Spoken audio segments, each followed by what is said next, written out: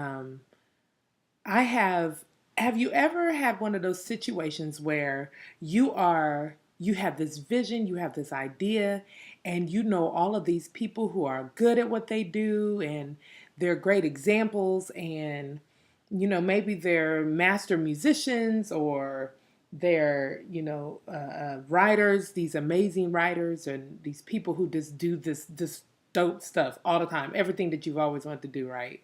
Well, I know a ton of people like that. I mean, I like grew up with the greats. I call it growing up in my artistic world with great spoken word artists and musicians and vocalists and businessmen and women and people who are like, you know, who are well connected in their area of interest, okay, or expertise. And so what can often happen is you find yourself comparing yourself to them and to their successes and whatnot. But what God has recently showed me is that it is not important. It is most important that we not be so concerned about. Well, let me back up. We all have these dreams of, getting like the ultimate Oprah hookup, hooking up with someone who has all the influence that you could ever possibly need to kind of get you out of the blocks and get you in the race, in the rat race, so to speak. We have these expectations of those people whom we've always admired and the people we've supported for years and years, and those who have their foot in the doors that you're trying to get into already. We have this grand vision of them opening the door for you and inviting you to meet all of their colleagues and all of their friends and all the people who can make things happen for you, right? And sometimes that's not the case. Most times that's not the case, is what I'm finding. In the instances where I feel as if someone should be there for me, my expectations have been on people who even said, they may have even said, hey, I got your back, whatever you need, I'm gonna hook you up with my people, we're gonna get you some features in this city and that city, or I'm gonna have you come speak where I speak, and they're always looking for new people, so on and so forth.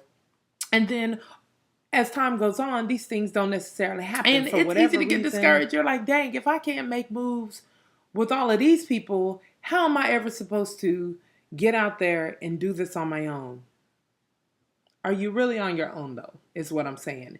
And so this is what came to me a couple of months ago, actually, when I got a gig that I had been kind of had my eye on for some time, and thought that someone I knew would be my in into that community or into that organization. And what I found is that that is not the case at all. That um, if God has it intended for you to be a part of a certain organization or a certain event or whatever the case may be, then it's going to happen.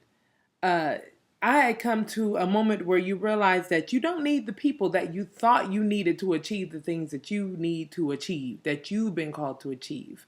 It's We rely far too much on people. We rely far too much on those that we think will be beneficial to our growth and to our success. And we get to a point where we fail to rely on God's divine connections and divine plan.